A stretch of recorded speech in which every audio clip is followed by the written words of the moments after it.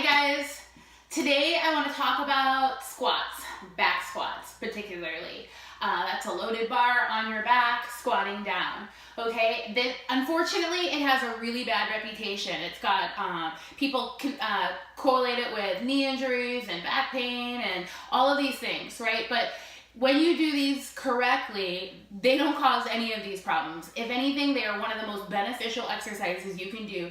They give you tons of power and strength in your lower body, through your core, all the way down your legs. You're working multi-muscles at the same time. Highly, highly recommend them, but only when done correctly.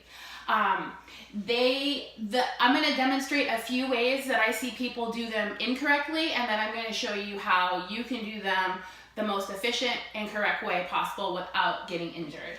So now typically you would be at a squat rack, which is in the gym, and that's where it holds your barbell, right? So you would just go under it and step back. This is light, so I'm okay.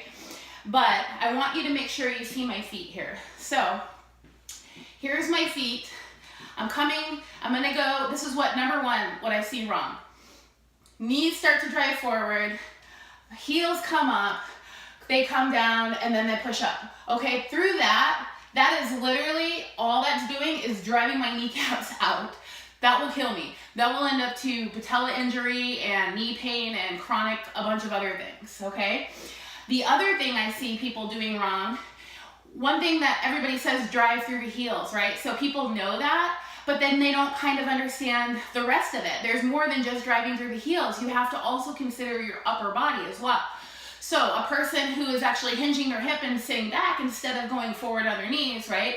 They might come all the way down to here. This all looks great. And then they drive through my heels, right? So then they drive through the heels, and then they start the lower motion. And then look where I'm at. This is all on my back. From here to here. That's literally all on my back. So I need to think not just about driving through my heels, I need to think about my top half too, right?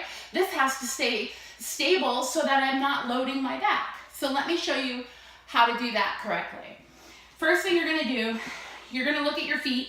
They're gonna be slightly wider than your hips. Your toes are gonna kind of be pointing to 1 o'clock and 11 o'clock, okay? That's a good rule of thumb to kind of go by so that you know that you've got a good foundation underneath you. The next thing you're gonna wanna do is look in front of you and then look down to about 5 to 6 feet on the floor, okay? That's gonna put your neck in the proper alignment. Everybody cranes their head when I don't know why. Look down on the floor in front of you, 5 to 6 feet, okay? You're gonna hinge your hips. So you start that motion thinking through your hips, hinging the hips, sitting back. You're gonna come down. You wanna break that 90 degrees because that's what's gonna help you engage that glute. You don't need to drop all the way to here, but you do wanna get down at least to where you're engaging your glutes a little past the 90-degree mark, right?